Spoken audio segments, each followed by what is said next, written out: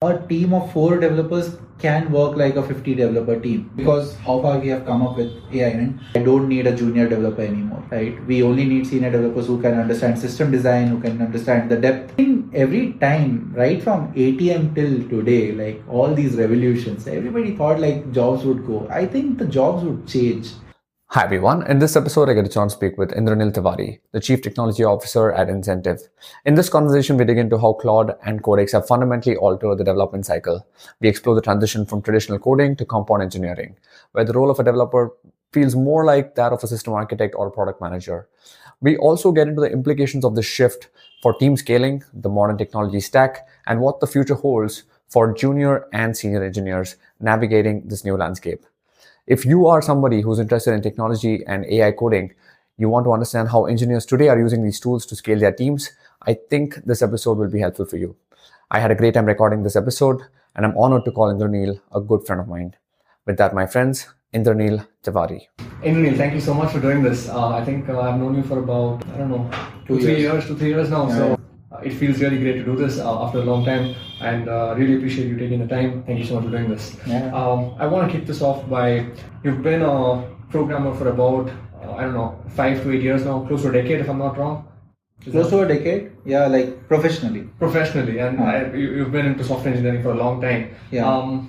I feel in the last 2-3 years, starting maybe 22, with the introduction of GitHub Copilot, and then obviously evolution into Cursor, and then the ultimate beast, which is Claude Code. It has completely changed software engineering. What do you make of this? How do you think about this? And if you can, share your thoughts on how you're using it. What are your thoughts on it? Maybe we can pick it up from there. For sure. That's a great starting point actually. There's a fundamental shift, right? Like when we are actually talking about coding in general, it's a craft. Like a lot of people, when they are choosing software engineering professionally, and we used to talk about it in days where everybody wanted to do computer science at a time so that they could get a job. Now the problem is weeds are getting uprooted. If you are not really passionate about it, it might get a bit difficult, because in the end of the day, in 2022, when we started, we thought like maybe we would require 20 developers for what we are striving to do at Incentiv.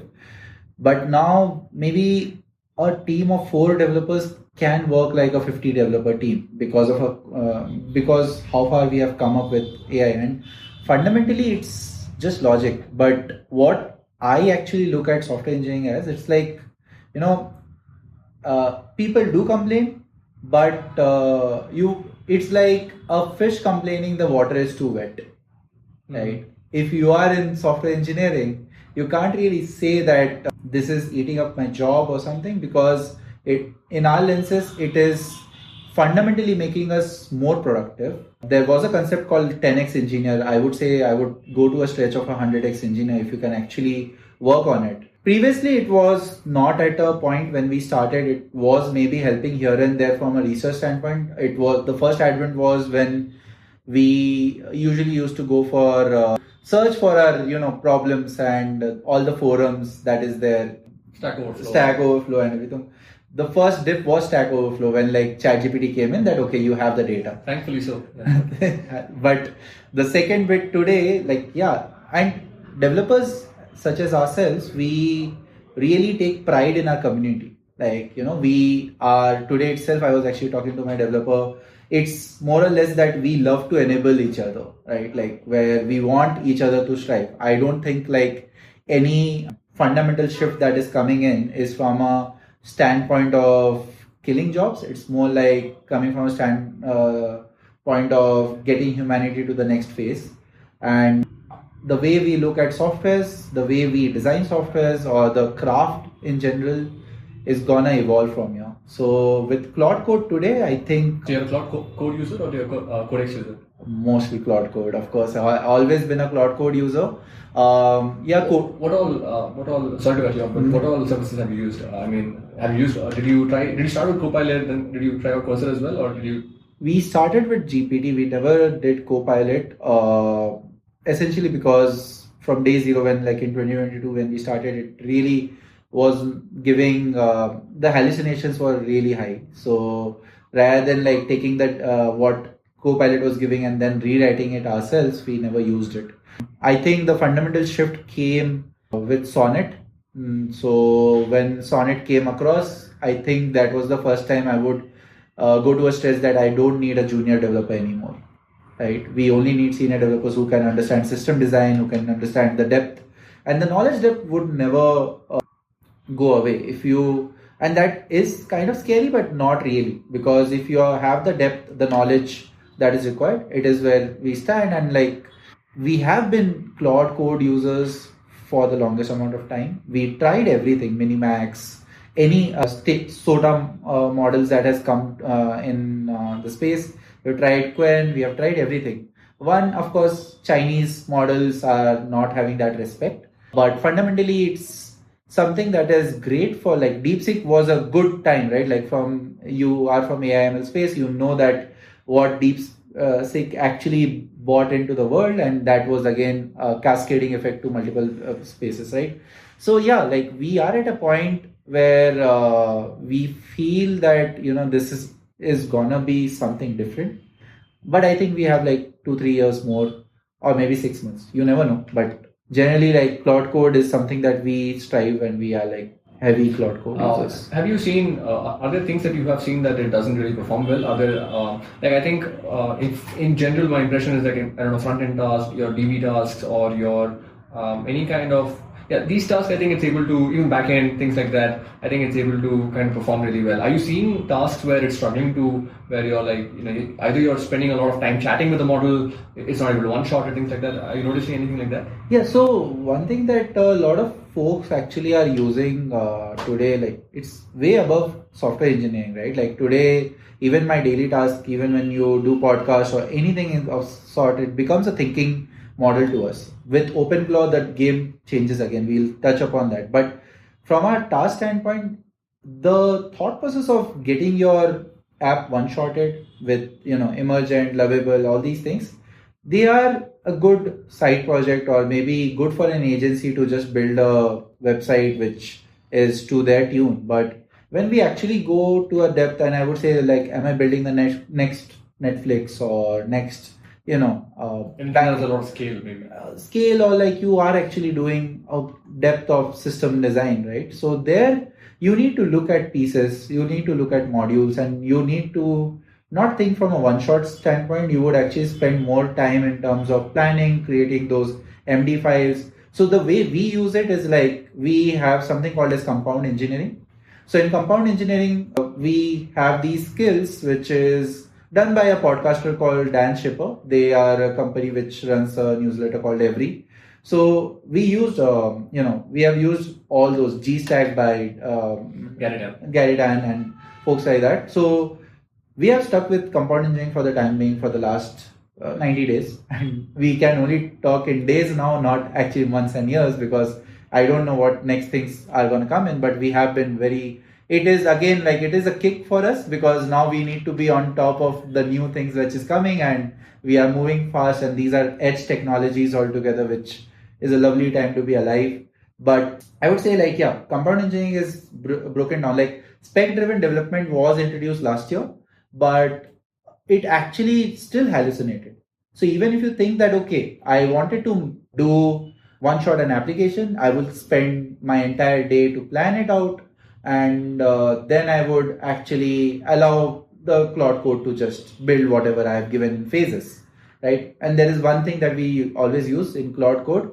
There is one way to do one-shot things where you don't want it to ask you allow or anything. You'll just skip dangerously permissions, correct, right? So for that, what we are using is called CCO. It is by Paras Chopra, who introduced in some place, and so funny name, Claude Condom, right? So what it does is like it creates a sandbox where you can run dangerously. So we do the entire day, we make the plans, we brainstorm, we do the planning, and there is a depth of an MD file. So it's like a PM and EM relation handoff being perfectly done in this world, right? Like usually when like 5 years or 6 years back, the product manager would do all the thesis analysis, work with designers, give you a handoff, the engineers would build something, then there are QA, there are a lot of miscommunications. Correct, yeah.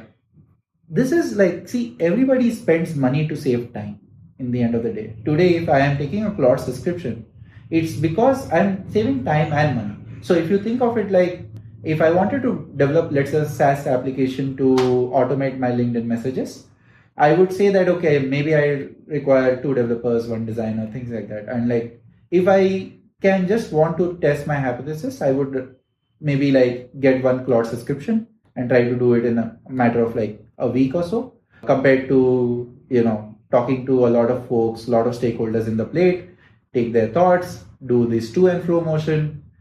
So it is a function of time. Everything is a function of time. If you're saving time for somebody else, they would become a customer to you. So in general, what we feel, this is saving time. I don't need to have more hands on deck, no more handoffs in between designer, product manager, and bit. Even my designers, by the way, use Claude Code.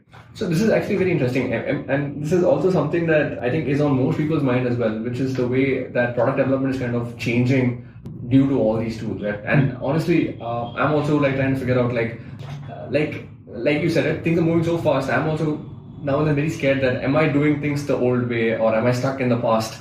Things like, if you can maybe walk us through, like, do you guys not do, so if I can lay out the way things were done in the past, maybe, I mean, there would be a PM who would do like a PRD, who would build a PRD after talking to multiple stakeholders, and then you would have screens of, like, if you're building an application, you would also have screens of what this application, maybe Figma screens of what this application look like, things like that, and then everybody would align, you would have your API contracts, you would have your solution design, then you would have your technical design, and then you would start your development, things like that. Right, that's like the standard procedural flow.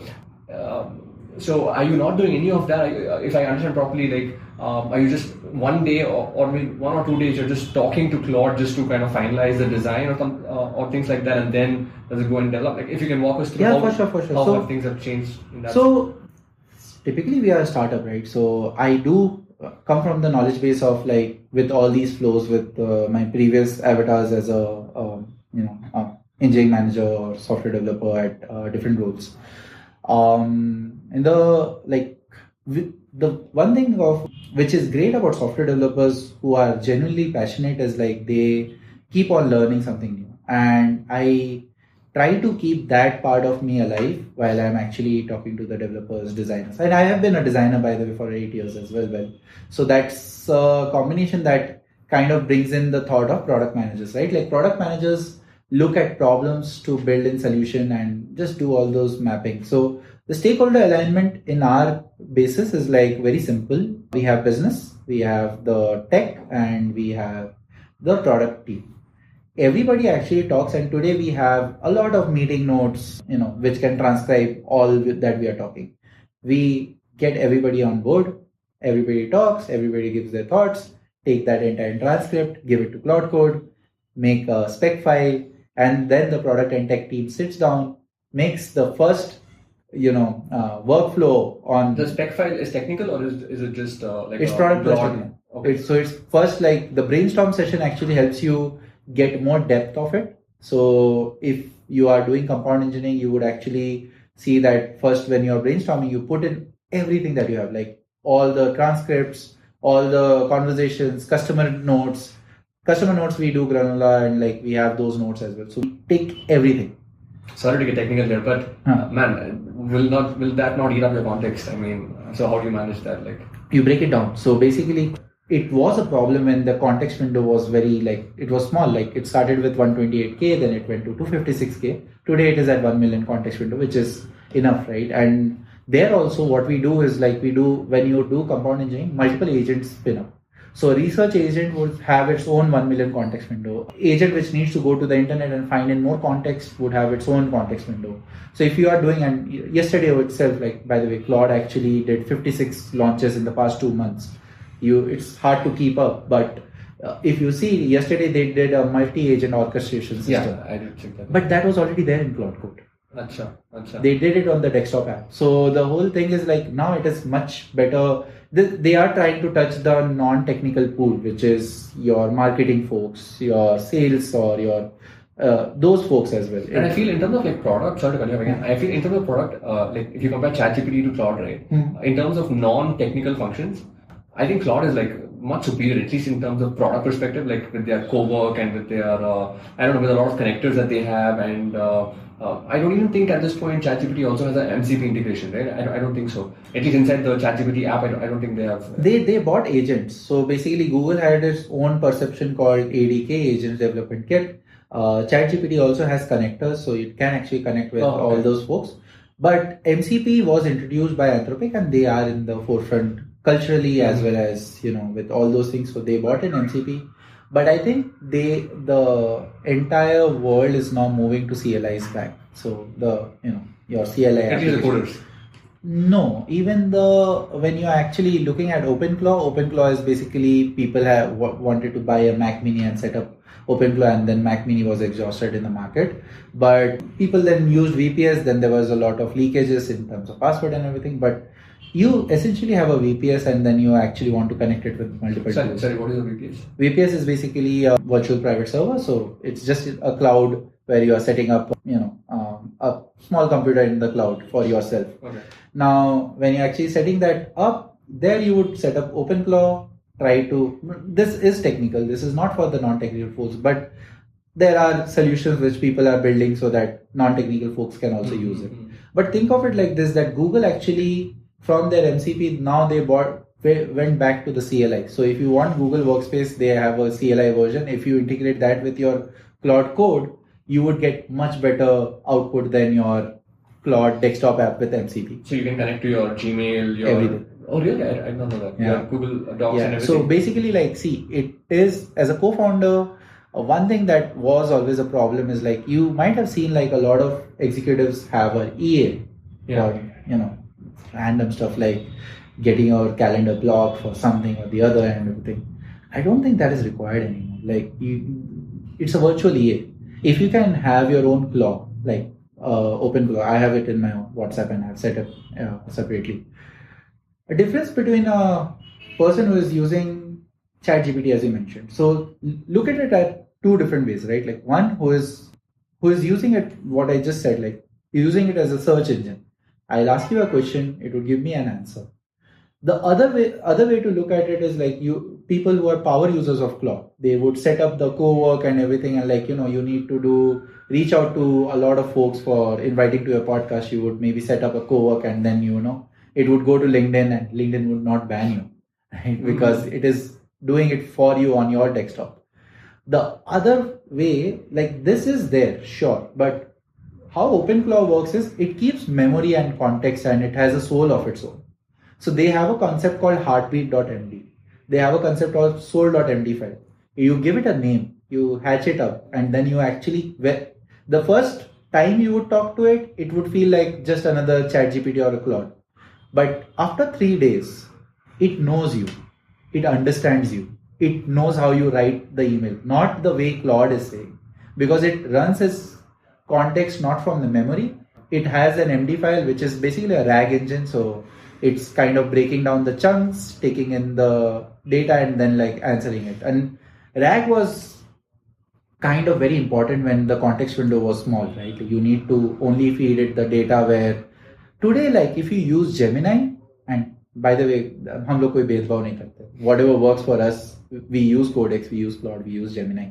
Different use cases, different purposes. So if I need a 2 million context window, so I would go for Gemini, because let's say I want to do a deep research of the internet, want to create a handbook. I would go to Notebook LM, create the entire handbook across the internet, take that context, put it to Claude, and then, so the thing is, you are expecting that, hey, build me a beautiful website, and Claude would build you a beautiful website. That's not how it works. You need to learn skills.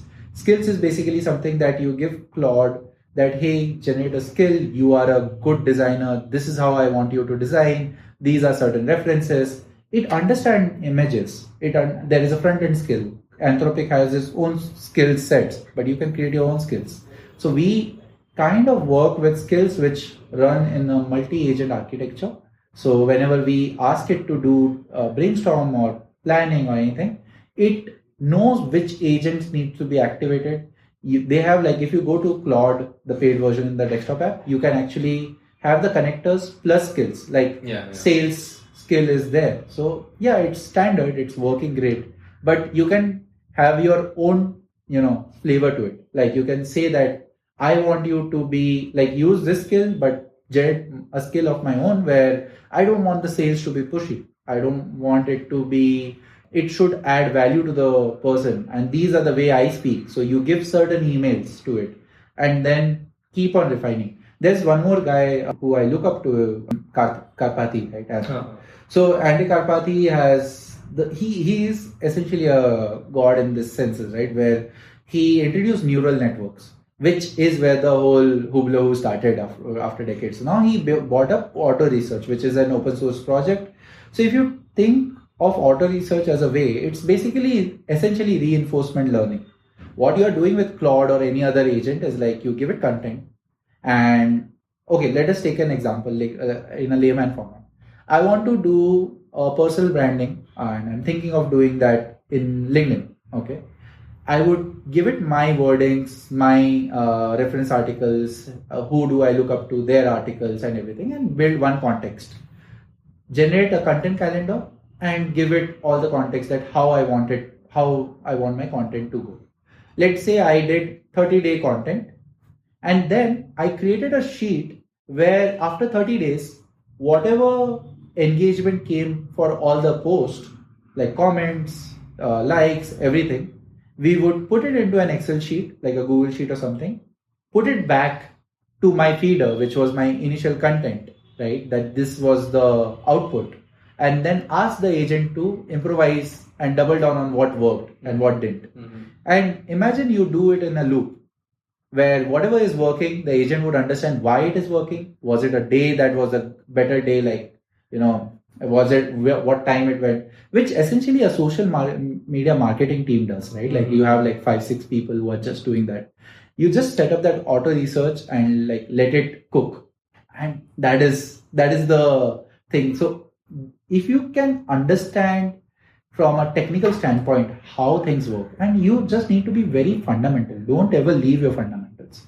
Problem is that today, if I am fresh out of college, I don't have context of the world. Mm-hmm. And then I think that, why am I not getting job? Because people need you to bring in value.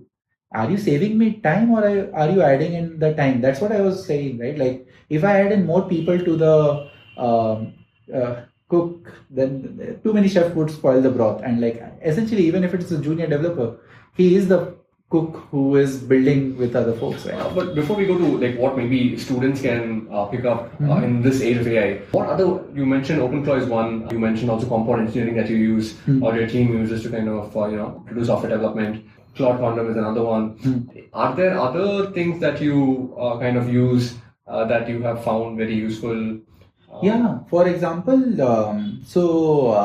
designers in general, when you would do, there's a thing called AI slop. Like you would say that, hey, design this, and let's say the normal motion was the product team would give us a design, then we would develop it, then it would go for QA. Right now, the thing is like we do it in the application itself, make the entire module, show it to the designer, then we like see if the integration is working fine. It's reverse now. It's reverse because like you at a POC stage itself, you are actually making everything work, and then the designers are actually looking at it. So we solve for problems first, rather than like designing and like going with all stakeholders. That's one. But the other bit is like there is something called as pencil.dev. So what it does is like it is basically a form of Figma where your design is in the code. You can manage the version control and everything. And it uses Claude Code to basically design based on the brand guidelines that you already have. Mm-hmm. So if you can like set up the brand guidelines correctly, you can have the pencil.dev files with the version control with your code base itself. And essentially you can be in line with the whole components, designs that needs to go out in production, right? It wouldn't look like the AI has designed. So it'll generate like a Figma file? Is that what it does? It's basically you can just copy paste your Figma file into your code base. It is basically a JSON which is stored, right? Okay. But you can actually use it like a Figma. It is right in your, imagine like in your cursor or your visual code editor, you have Figma integrated. You are designing right there. When you design it, the front end is changing according to it. Achha. So it's basically like, you remember the dream weaver that was there like way back when we had a time when, or like you have WordPress or you had Square, all these places that, oh, you drag and drop, and we were like blown, like, okay, WordPress, it is going to eat up jobs. Like, there's no web development, there's no PHP anymore. PHP pe hi bana tha. But essentially, the thing is, it's nothing every time, right from ATM till today, like all these revolutions, everybody thought like jobs would go. I think the jobs would change. It's always a drift, it's always a shift, right? Like where you would change the way you work, because essentially you have to add in value to the ecosystem, the society. So right from designers, it is basically a place where like designers, who would have imagined that designers, I'm giving my Git access to my designers right now, right? Yeah. It is a monorepo, by the way. We are shifting back from this whole microservices and everything. You can manage your microservices, but imagine a startup actually having a monorepo, which only the big fours were able to do with their own version control system because of the lines of code. So today, like we have multiple products, right? Like it's a platform, we are solving for equity, so we are trying to touch multiple stakeholders. Now you have to think in a different way, because it's somewhere finance, and like all those ICPs are different, so your products are different, but essentially the engines are same. Now it was fundamental building blocks. So would I build my email engine again? The answer is no, right? Then you would eventually say that, okay, microservice banate hai, which everybody would touch upon, and like that's how it's going to work. Monorepo gives us that control that, okay, I built it once and it is not to be rolled out separately, and wherever the code is being used, the dependency injection works. Now think about it. My junior developer doesn't need to know as much, because the code which essentially used to get bad, which is 2-3 years back, if anybody would have generated a code, I would have rejected it into the PR itself. Today, the Claude, there are certain small tasks which Claude would do it on the Git itself, that @Claude, fix this issue, and we will check it locally, done. Even code review, all those layers of check, integration checks, everything is done by it. And even Cursor actually proved it recently, right? Like they came out in Twitter and said that half of the changes that Cursor put across were all like, no human even intervened. A customer said that this is a thing, this is the issue. It picked up, made the change, did the integration check, deployed it to production. So they came up with that. That is like, for smaller tasks, I think it is possible, right? For some integration tasks, maybe yes. But here, like the way, if you're a new startup which is hatching from seed to Series A, and like you have found your product market fit, I would say it is something that is gonna help a lot of companies to test their hypothesis, build fast, fail fast. And I think also, but I also feel like almost every company at this point, or at least are you getting the sense that all startups that you speak to are like using either Codex or Cloud Code or Cursor to kind of speed up their development, or you think?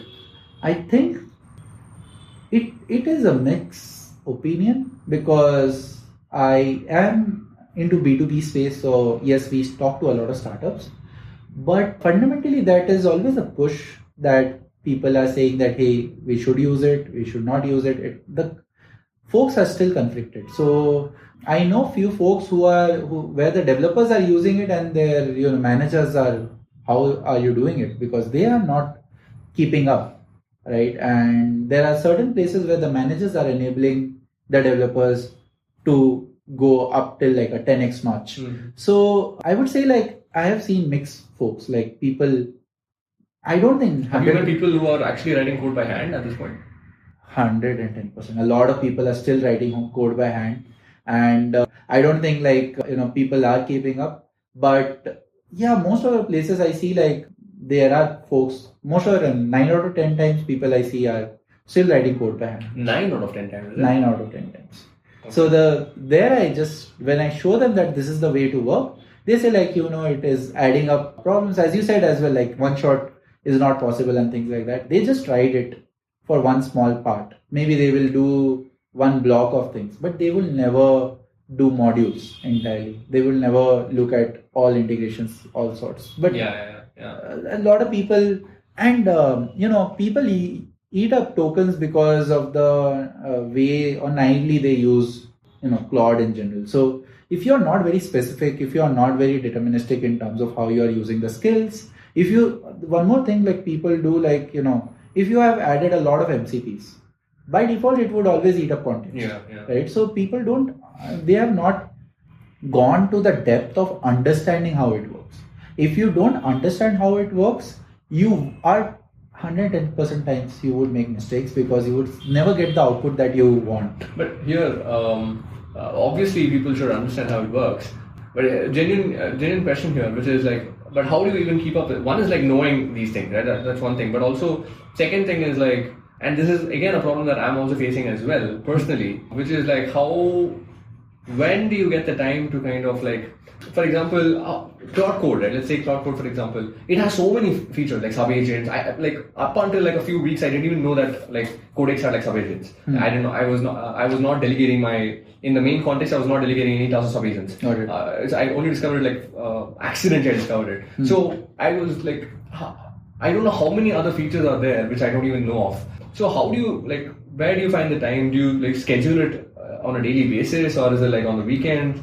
How do you kind of do it? Yeah, so I think like I heard a lot of people who block time to keep up with news and everything. Like the way like our dads used to use, read newspapers. We should read all the newsletter and what's going on at morning 5:30 and then start our day. Something like that. Yeah. Something like that. Very idealistic. I don't think a lot of people do it. I'm not doing it for sure. Of course, a lot of people are not, and even not me. But there's one thing. So the thing is that, as I said, like the passionate ones in general, like who love to read, who love the craft, I've seen them study on a regular basis. It's from a genuine interest that you have, right? So it has been a thing for, I think, more than 1,000 plus days, or I think, 1.5 decades now. There has not been a day that I have not read something. So what I mean is like right from my college days, I was actually somebody who would either read from Medium or some article or some newsletter that I follow, that day bloggers or those things, and or some YouTube video that I'm watching just to even understand how HTML worked at that point of time, right? Semantics and very early things. So my only thing is like, if you have a keen interest, you don't need to find like 30 minutes or an hour of your time. Just subscribe to certain newsletter which does the whole heavy lifting of giving you a consolidated information. If you don't have the time to read, you can actually ask Claude to summarize it and give you something. No, but again, you still, but that's the thing, right? I mean, this is like, people say, I just need 2 minutes of your time. But that finding that 2 minutes, right, when you have like n number of things to do, that becomes like, even if you ask Claude to summarize it, you still have to actively go in part of your day and kind of actually go and read that summary, right? So do you do it when you're doing like, either if your task is like, let's say there are 2 terminals where your task is running and you have some time before like you do that, or let's say you're on a lunch break, is that how you schedule it? Or multiple times it drizzle out across the day, right? Like when, let's say I am not doing a very heavy task of sorts and like terminal is still running with, as you mentioned, I would read something or the other, because what else would I do? I watch YouTube actually, so I probably should change my habit. Yeah. But if you are watching YouTube, are you watching something which is funny content, like some? So then you should change. Yeah, I should probably change. You should change that, because see, like you think of it like this way: why do people go to office, or why do people have their own dedicated study room or study desk or something of the other? Because when you get up of your bed and you go back to read or work or whatever, right? You are in the zone to work. If you are distracted at that point of time, essentially it's fine. Pomodoro technique and all those things are there, but I'm not gonna go at that point of time, like, or that kind of craft. I would just say like, you are there to work. If you would just say that, okay, while Claude is doing all my work, can I just read and upskill myself? That's one way. If you are having lunch, maybe you can read, or maybe you can watch your funny content. That's fine.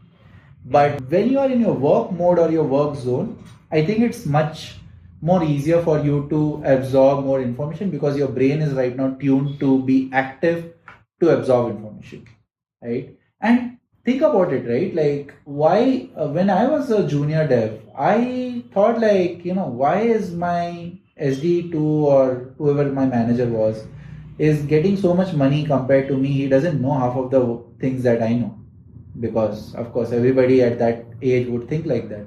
But funny enough, if there is any catastrophe of like production mein kuch phat gaya, that developer took like 10 minutes to solve it, where I was 4 hours at it, reducing my number of hairs, that how the problem should be solved.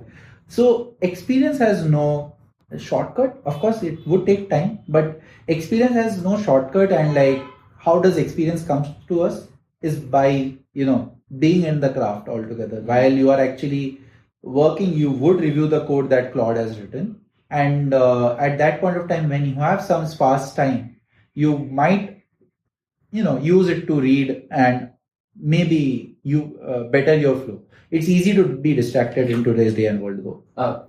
Completely agreed. I don't think anyone disagrees with you there. But again, going back to Cloud Code a little bit, do you actually read do you read every line of code that Cloud Code writes, or do you take a shortcut? So there are 3 layers. I would always do a code review at the end of the day by Claude itself. So Claude actually does the code review and integration test as well. But I would say that I would read almost 70% while I'm doing 60 to 70%. When I'm actually, I want to see if the function that I have wrote is working or not in the normal use case, which is like me as a user acceptance test. Like, I would just go and see if everything is working fine. I would not read. So here I feel like writing good tests is becoming more important than I don't know. Which again is like written by Claude only. Right? So, but the thing is, like, the whole then you would go to like, do we do test driven development or behavior driven development and all those things, which half of the world doesn't even know when they are coming to software engineering. These are all like archaic. The whole model is getting changed, right? When you are doing the spec, you can do the test driven development, but the way everybody is working, they are having their own notions. Some are working, some are not. For us, what would work for us may not work for somebody else, right? Because the whole, if you are using, okay, there is one thing called brownfield and greenfield. So if you have a brownfield code, which is basically you have an existing code and you are using Claude to write it, and let's say it's a simple CRUD application, you might as well throw it away and like start from scratch and do a greenfield. But if you are thinking that it is having integrations, banking application or something which is way more vertical, then you have to do those module driven development, like this module integration test. Now, the way we actually look at it is like, we would do it in our development environment. We'll see if everything is working. We would ask the designers and the product managers to see if the direction is right. Before it goes to production, yes, we read what is going on to production. At least from, I think that is coming from a sense of security in our own brain, that at least we know what has gone up. Do we need to read it? It is still debatable, but more or less we tend to read 100% what goes to production. But when it goes to dev or something, we would just let it go and like ask the, folks to see if the acceptance is there, on all stakeholder basis. So that's where. So when you're hiring new people as well, right? Like, let's say you're whether it's junior or senior, the things that you look for in a candidate, have they changed? Drastically. I mean, so previously, I think if you wanted to get like a software engineer, your DSC had to be good, and your system designer to be good, and if you're doing like, I don't know, any role like ML, maybe your ML concepts has to be good, things like that. Right now, if somebody wants to get into software engineering, which anybody can, I don't know, is so what are you looking for? I think people are more interested in, as I said, right? Like, are you passionate to create something new, a new artifact which otherwise cannot be generated? So if we draw parallels to how we used to hire or how I used to get hired when I was an employee, we read DSA and everything, but why did we do DSA? So that was only the litmus test to know that, okay, you can absorb, you can solve technical problems. That was kind of a litmus test for that. And that's the only way you can assess a candidate if they are a right fit or not. Then you have those cultural rounds and everything for a fitment. Today, the thing is that it's basically a specialist in amongst generalists. So, what is your specialization? Would you be a better GTM, or it cannot be just one vertical? So, I think like you need to have a broader blast radius in terms of your skills. And something that I always used to advocate even 10 years back is skill stacking. You don't necessarily need to be just a software developer. You might, every software developer, how long usually a software developer is a developer? And even like if you go back, roll back like 2 decades or a decade, they would usually go to a engineering manager, more managerial task and everything, more integration, more solution architects, more, IC roles are doing the job that they loved. But if you think about it, maybe one or two out of 10 people usually go to IC route. Most of the people actually shift to engineering manager, then like VP of tech and things like that. But are there enough roles for people to get into at this point? I don't know. I don't think so myself as well, but that's where like fundamental shift comes, I feel. What are these people going to do with all their... I think like, see, as I said, experience has no shortcut, right? If they were genuinely people who were good, like I don't think I would go against a director of Razorpay or CTO of LinkedIn, right? Because like if a few days back somebody asked me like, you can become a CTO of XYZ company. Each company's CTO is having a different hat to wear, right? I can't become a CTO of LinkedIn today because that scale and that troubles are very different, and I need to accumulate that much experience. Hopefully, so in Incentiv itself, but like to get that scale and to broaden it up. I have seen the scale as a developer, but my manager there had a different set of challenges. My views have completely changed when I actually became a CTO, right?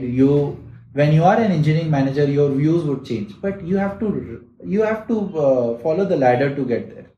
The day you get there, you would actually have a shift that, okay, the way I view how my juniors are working or how my seniors are working is going to change, right? It is always perception from the grass on the grass is greener on the other side. But I would say like from a philosophical end, Rabindra Sangeet has a different way, like different perception for different kind of humans. So if you are a child, you would perceive the poem different, or if you are a adult, you will perceive the poem different. It's always different from the viewpoint. What's your POV? So I feel like all these folks are not replaceable as such. They think about it. If they are given the power where they don't need to manage people and they can manage a army of agents in the right way, I don't think they are going out. But if they are not able to, then yes, it is problematic for them. And by the way, I always believed this, right? Like, I will be a developer till 40. After that, it's a hobby. But everybody knew, right? Like, when we chose this software development stream, or at least the people who chose it with, minds and eyes wide open. Your retirement, why do people think of early retirement? Why are people talking about so much finances? It's because they know they don't have a job after 40. And this is pre-AI. Like before AI came in, people were talking about personal finance in 2018, 2019 when this whole, financial influencers came to the picture.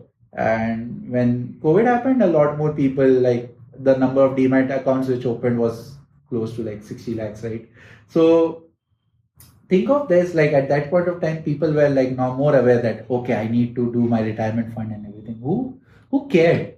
Why are people caring about it? And how is the shift, right? Like our dads, just the previous generation, they had a different view. They used to work for a company. They used to retire at that company, right? Why are we shifting? Why is it the work-life balance? And why are people complaining about work-life balance? Is it a cultural shift altogether? If you think on a very deep fundamental levels, right? People are not happy anymore because people don't know what they are doing in their life. If like that you love software engineering, I don't think, as I said, you can't complain. If you are the fish in the pond, you can't complain why the water is so wet, right? And yeah, your shark would come and eat you someday, but still you have to, till the time you are living, you would live. So the whole idea is that in my mind, I was like thinking that yeah, I need to retire early, but that was not from a retirement standpoint that I would not do anything and I will sip pina colada at a beach or something. My idea was very simple, that I would still do the craft, but maybe not for meeting my ends at the end of the month or paying my bills. It would be fairly from a standpoint that I have good purpose which can sustain me. Now, maybe I would teach more, maybe I would do something which interests me or something or the other. But yeah, I think the directors and everyone that you just mentioned, if they have done the finances well, they should be able to retire, right? So one is on the director side, right? But what do you think will happen to some of these guys who are entering the field right now? Many people I'm speaking to who are looking for either internships or junior, software development internships. A lot of those jobs, I don't know, seem to have dried out, or many people seem to be having a very difficult time landing like a job. Are you also seeing that? And what do you suggest these people do now? Yeah, so the way we hire is like we hire less, of course. Given, do we require that many resources? Do we require so many hands on deck? But we are always open. So I did all my folks in my circle actually help other who are passionate developers, early freshers, and we are always, as I said, like developer community would always help if you want to help yourself. But if you're coming with an expectation of 2021 that, hey, if I become a software developer, I'll start with a 12 LPA or a 15 LPA, then I think, yeah, you are in Delulu. Because if you think about it, right, you need to give first before you can take. And college has not taught you that much to be at the spot where you can demand something. So eyes wide open and like you want to have a different set of life, I think, yeah, you can struggle for a bit and maybe you can find the right company and still get a job. It is like the USC. Like US doesn't have campus placement, right? They always, you reach out to your alma mater and like you get job through referrals or I did not know that. Really? They don't have campus? They never have a campus. Oh my placement. God, I did not know that. So I got masters. I had a scholarship. I didn't go to the US. I stayed back in India. But the thing is, like, I already knew that, I wanted to do research. I wanted to do something in distributed databases and something. I love the craft. So after, like, when you do your masters, you need to reach out to every company for your internship, 200 applications, 500 applications. You need to find your own job. The college doesn't give you anything but the degree, right? Here you are expecting that this college is great, this college would give me a job. Yes, sir. I think you need to look back. And I am seeing 19 years old today working at startups saying that how much would I pay to a college? I would rather work for a startup and get all the skills which is necessary. So rather than going for any tier 3, tier 4 college and expecting and wasting your, hard earned money for your family, I would just say that, okay, you want a degree for your parents' sake, maybe you join the college.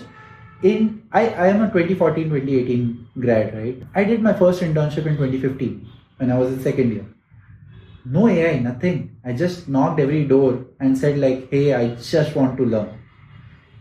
Today I feel the best way, what you asked to answer your question, the best way a junior developer who is passionate about learning, they knock the right doors and knock enough of them, they would get an opportunity.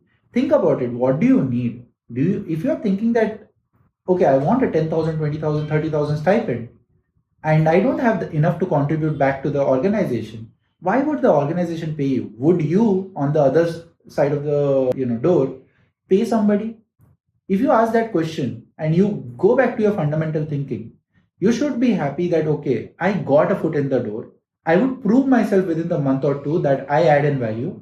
And then if everything is right, if the person on the other side is not trying to, get a free labor, they would pay you. They would 100% pay you. Like, you can go for sales, you can go for, you can go for GTM engineering, which is the thing today.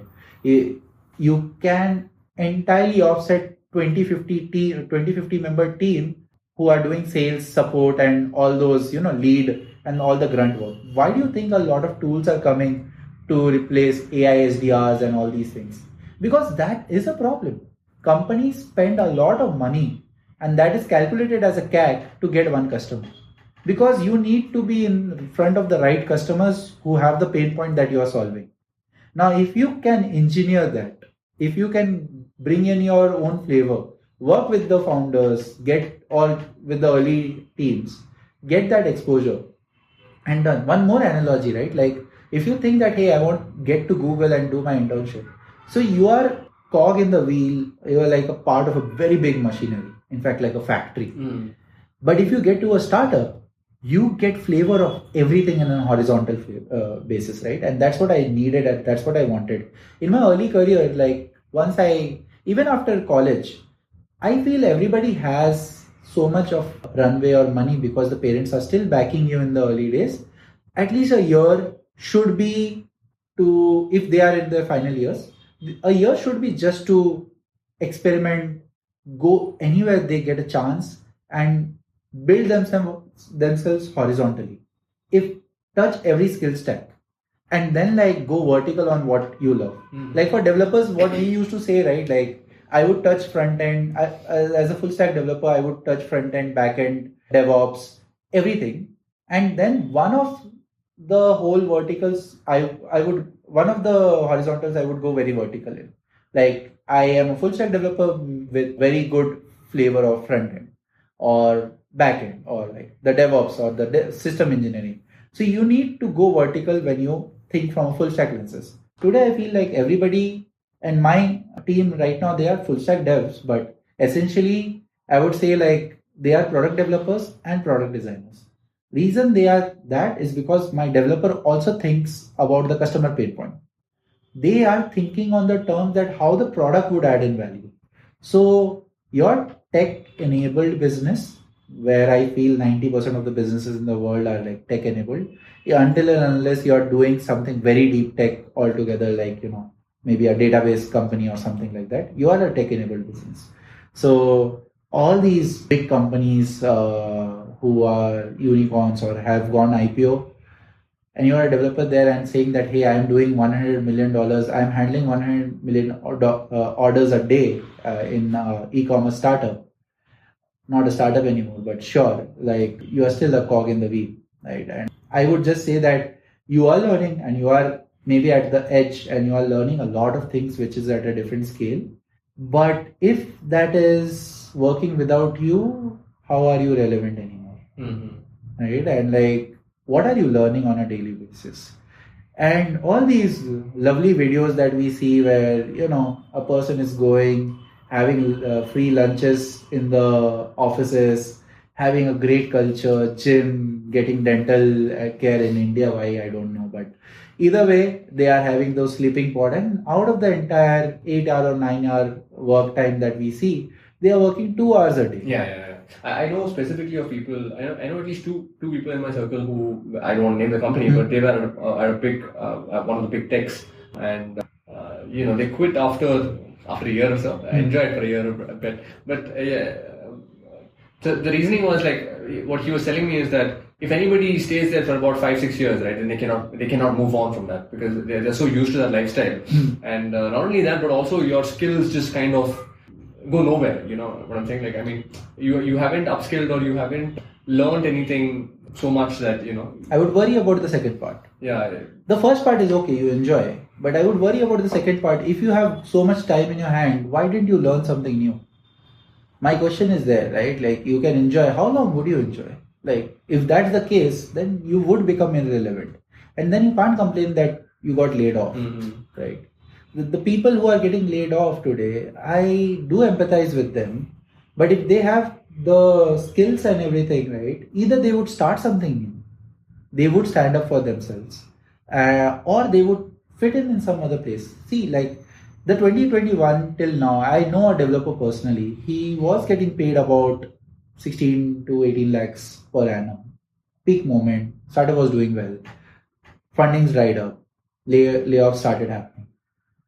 Yeah, like 3-4 months, 6 months, it's a struggle without pay, and he had some savings. He joined back a startup at a 7 LPA. I know a guy from Twitter who was getting paid 70 LPA. Huh. He joined the same startup at a 7 or 6 LPA. Oh my god. Because he had to pay the EMIs. Oh my god. So you need to take care of your lifestyle inflation. Yeah. No, that is something I honestly worry about actually. I'm always worried about having too many EMIs which are going to impact my choices that I make on a day-to-day basis. So see, the economic shift is something which is parallel, which you need to think. But as a developer, I would say like we are developers and we can actually engineer our finances well, because we are engineers in the end of the day. And I think engineers in general have a different mind thought process, everything, right? Even if you're not an engineer, if you learned development as a self-taught programmer, which I know that you are, right? So that is still a engineering mindset. It's a craft. You don't need an engineering degree. A 19-year-old is making businesses and making more tons of money than a random startup, right? So you are running an agency. I know a guy, again 19-year-old guy, has YouTube video which he is very confidently saying that I want 6 lakh per month for the agency, and the startup agreed because he was giving that value. Did he do some degree? Of course, I don't think at 19 somebody did anything than a dummy college of a BB or BCom for the heck of it. So education would have a paradigm shift altogether, and like I don't complain Gen Z is everything. There is a thinking difference. They are thinking the right way that there should be life, there should be everything. But so you don't talk about work-life balance very early when you don't have too much of a skill in your work, right? If you want to just party all night, I think you would not have a day. You need to sleep in the day. No, but more than that's a fair point. But I think more than that, I feel as I've grown older, which is I think when you're younger, it's just what is that? You just have a lot of extra time, or not extra time is not the right word here, but I mean you don't have responsibilities, right? Like you do not have unless you get married at 21, you don't have like a wife waiting for you at home at 9 p.m. That's not. So you just have a lot of leeway in terms of what you can do with your own time. Correct. And stories are different though, right? Like few folks might have more responsibilities at an earlier age. Few folks might have. Responsibility is one thing, but like I think where I'm coming from is just the amount of time you can spend at work, right? Like it's very difficult. At least my thinking would be that it's very difficult to do that when you're like 30, 31. Like spending immense amount of work, let's say pulling all-nighters or like staying in the office till 10 p.m. You're gonna get a divorce in like 2 years if you keep doing that on a daily basis. I'm worried about that. You know what I'm saying? Yeah. No matter how passionate somebody is, right? Your spouse is definitely gonna at one point is like, dude, do you not have any time? But when you're young, when you're like 21 to even 26, 27, you can keep pushing that boundary, right? You can just. So that's where like I was saying, right? Like if I say like it's a pent up thing. You get freedom, you taste freedom for the first time. When you are actually out of college, till that time you want that independence. And when you have that independence, whatever pent up wishes you have, you want to go crazy. You go crazy, right? The thing is like when everybody was in COVID, after COVID, like the travel industry boomed. Like everything went berserk there. So it is natural. It's a common human tendency that after college, you can go crazy to a bit. But you would again steer yourself back, and I would actually highlight on the point that you don't have responsibilities as much. Yeah, you actually don't, right? But that's the thing, right? Like then you can work. No, but or learn basically. No, but the paradox here. I don't know if it's a paradox, but when I was 21, 22, I also heard the same thing that many people literally told me that you can take like more risks and you can. But I was like, what? Because you don't have that, I don't know, you don't have that wisdom, right? Like you said, experience, you can't shortcut that, right? Yeah, you can't shortcut Only in retrospect, I'm thinking, oh fuck, I actually did have that. Find a good mentor. When you are actually, no mentor would tell you that, don't spend time to have fun. A mentor would always direct you to the right direction, that how you should craft your time or your learnings or take risks. So, for example, my journey, I always went for a company that gave me more from a risk rewards ratio, or like what usually people care about in India is like how much salary are you getting, right? But that was never my top one or second or third point. It was maybe fifth, but like not in the top three. The whole idea was that, am I getting to learn here? Am I getting to grow here? And is it a culturally fit for me? It's a two-way street, right? Like, because I used to join a startup, even if I got a like offer from Amazon or Microsoft, I chose a startup at that point of time in my career, because the idea was that if I can get Amazon today, I can get Amazon tomorrow as well. But can I get to learn in the startup more? The second thing was like, if I see a startup which has already grown and it's a larger team versus a startup which is like, at a blitz scaling or like doing product and everything. In my early career, I have the bandwidth to kind of take that risk and like go there. I'm getting paid, which is sufficient. And there is no upper limit to sufficient, by the way. But like sufficient, if you can define it well, and you can actually get to a startup where you're getting more learning. Like if you go to a big corp, right, today at an early career, they would not allow you to use Cloud Code, or they would push you to Cloud Code, either or. And both of them don't work. Until and unless you have the intent that I want to be a better version of myself while enabling myself with all these new tools that is coming in. And those are tools only. I would still say they are not replacing, because either way, a person who is using AI would replace you, not the AI itself. At least not now, yeah. I see at least a decade ahead, and we will make a lot of money till that time, right? So AGI is coming is not a like problem per se. Even if AGI comes, we would be the people who are using AGI.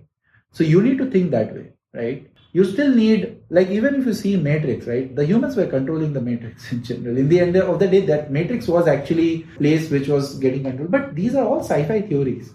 In the real world, in the end of the day, the population that is there, if you think about it, how many people or what percentage of the people are using Cloud Code? I know Codex has 3 million weekly users. I don't know Cloud Code. 3 million weekly users. We can just do that, and out of 8 billion people. If you put that in perspective, 3 million people are using it. Out of 170 million developers across the world, 3 million people are using it. Put that in perspective. Now that you put it that way, yeah. So, dude, in the end of the day, the person who is selling Golgappas in the street is still gonna be there. Now, do you want to become a plumber or a Golgappa seller? That is a different matter, and that is good to joke about.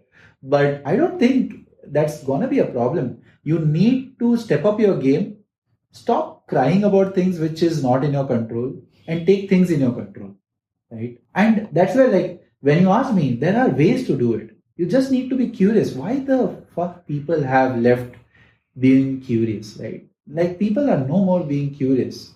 They are like thinking that I would ask a question and it would answer, and maybe okay, okay, my question got answered, but they are not going to depths. So what is your ikigai? What is your passion in general? Where do you fit in?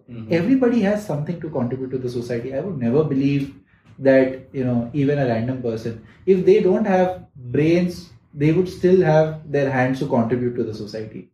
Like, there is something or the other that you can contribute. So if you look at, and okay, don't contribute to the society, contribute to yourself. You need to feed yourself. You need to work. If unless your parents have left you a lot of money. But still, like, either way, I feel like even today, when there are a lot of millionaires India is still a growing capital market. People would still make a lot of money. The disparity of rich versus poor would still increase. I don't know where it would take us. I don't know if freebie economy would really work. And that is not my place to comment. But if you think in a very selfish zone, whoever is listening to this pod, if you think very selfishly, you need to work for yourself. And you are only answerable to the man in the mirror. So you need to think in those things. Like, I recently met my ex-colleague from CoinDCX.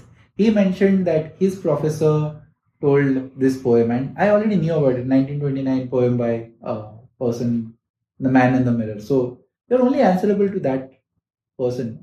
Everything else, if you put it in that perspective, then nothing else matters. You would do what you want to do for yourself.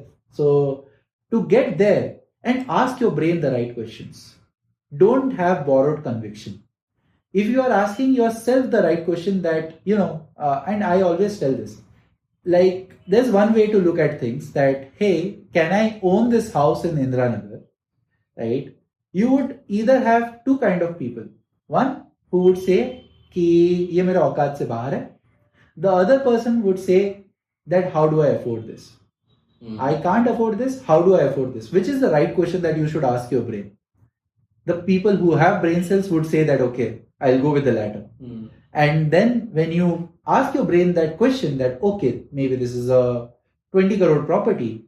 Today I don't even have a lakh rupees in my bank account. What should I do in the next 3 years or 2 years or 1 year to be able to afford this, right? So you should ask those questions. You should work that way.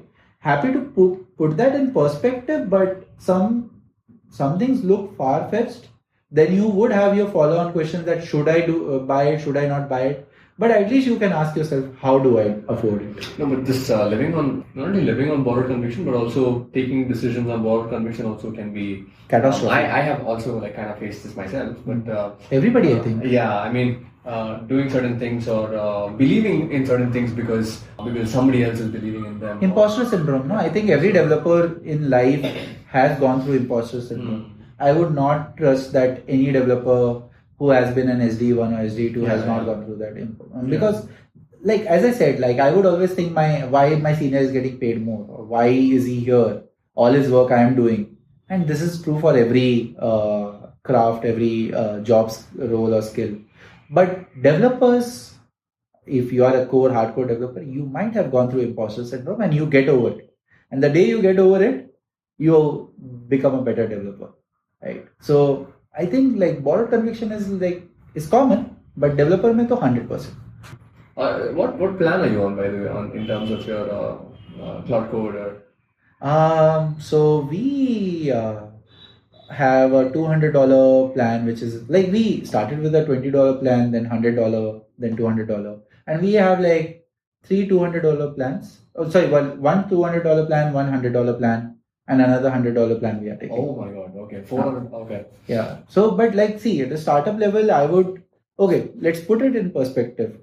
If that's like a junior dev itself, like, I mean, you're paying like a good junior dev there. But I'm getting 5 junior devs. Mm-hmm. So, and it would work at night. Like, my laptop is open. I can actually type on my phone and it would still work. Right?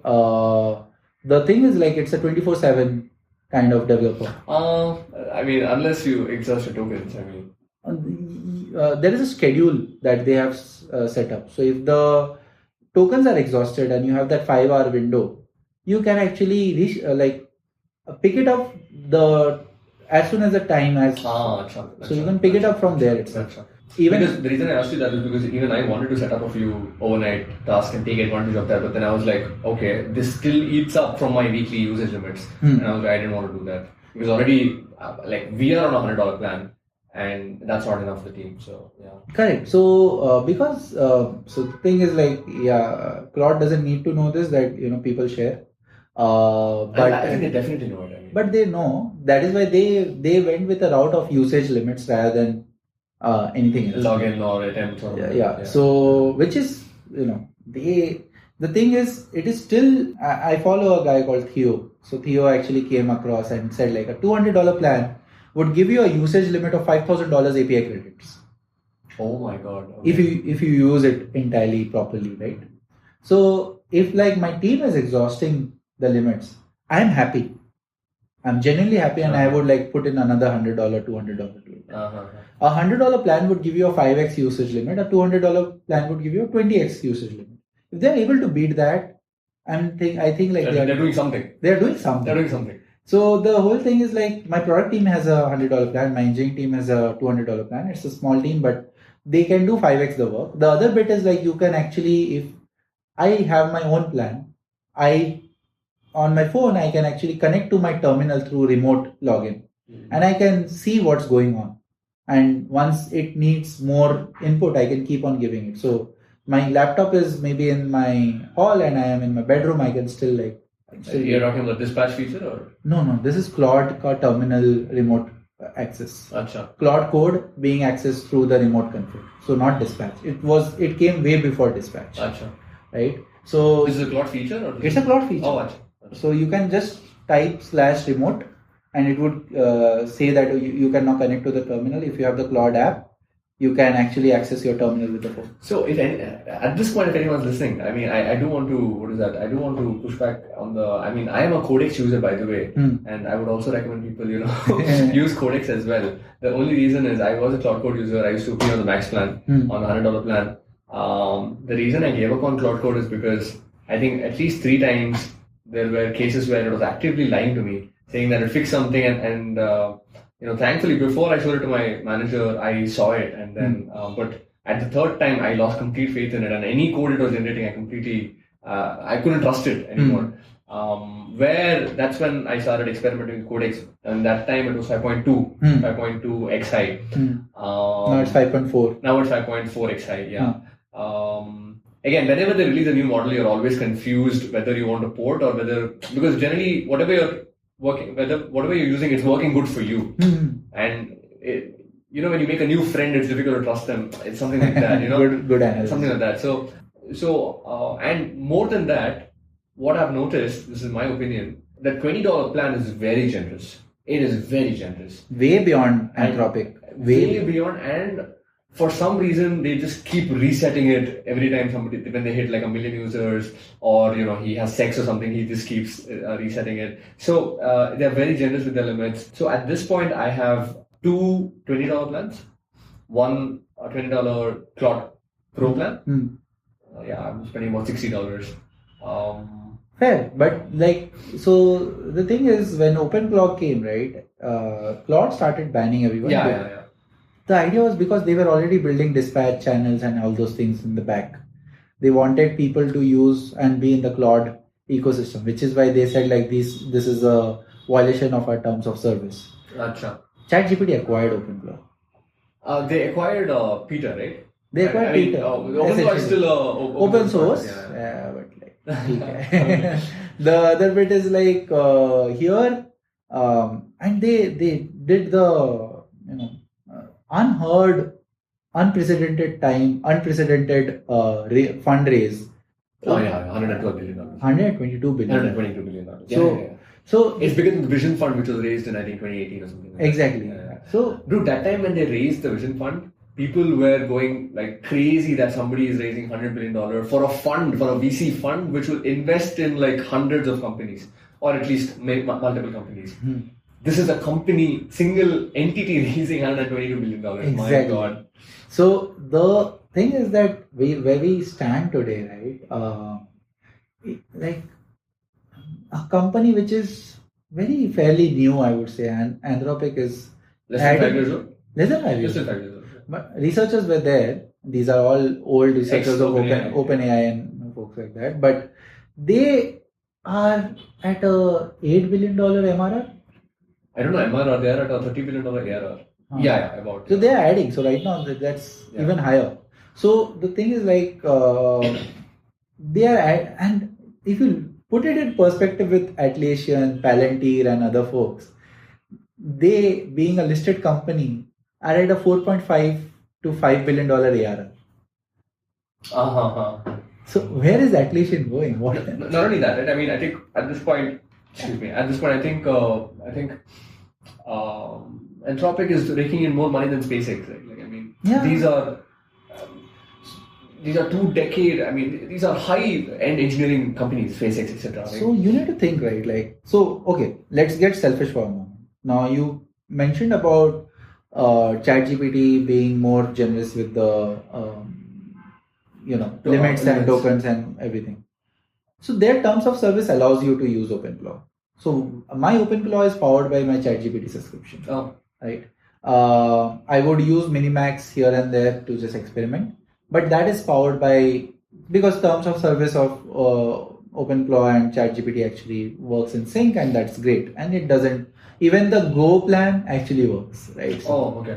if you're not having very high usage. But here, I just want to quickly point out that I think they had like 2x limits when they started the Codex app and they launched the Codex app. I don't think those limits are there now because recently, for the past few days, I've been facing limit issues. But yeah. Okay. So they would come back, right? They are burning money a lot. So the thing is, and another shift, right? Like I would still argue that the ChatGPT 4.0 model was one of the best models. Compared to? Compared to the 5.4? Yeah, recent models. 5.4, the Codex models are better. Yeah. But like the ChatGPT 5 or the Go plan, whatever it gives, they are not good. The reason is because I would say their 4.0 was using a lot of GPUs. It was global warming for them, like more adding more degrees to the earth. But the thing is, they had a mandate to reduce cost, or because ChatGPT was eating up Google's Larry Page and Sergey Brin. They got back, did a red alert. Now Google is way beyond all ChatGPT and other folks. But this is a race. This is funny. You can't even keep up. But the good part is, in this race, I think we would win.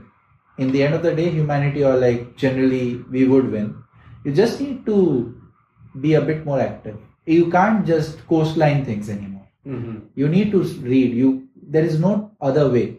And human brain is still more capable. And these tools would help you be even more capable going forward. So I would say it doesn't matter who is giving me more limits. I would say that, if GPT is working better for me, I would use it, because none of these guys are paying me, I'm paying them. Yeah.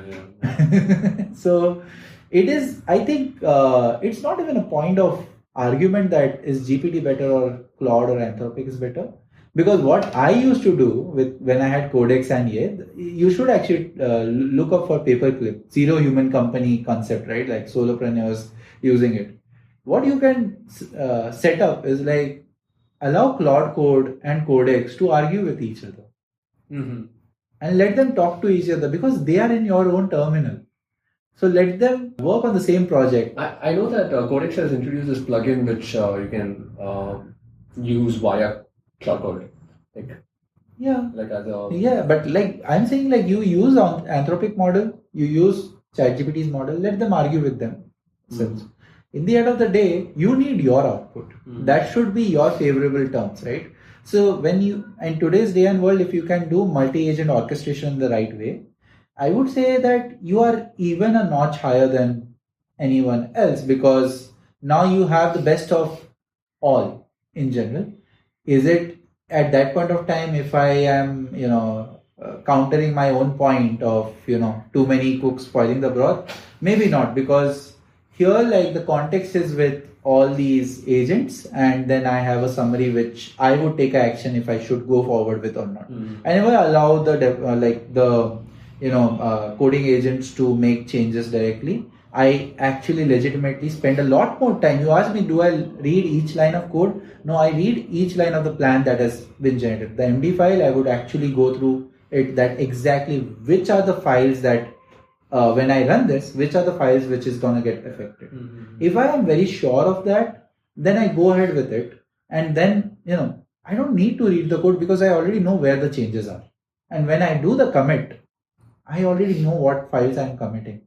So that way, this whole ways, I don't know how GitHub would change it, because now everybody is coming for the bread and butter of GitHub as well, because the way you are going to manage your commits, your PRs, your MRs, all those things is going to change again. Mm-hmm. Because your MRs are not created by humans anymore.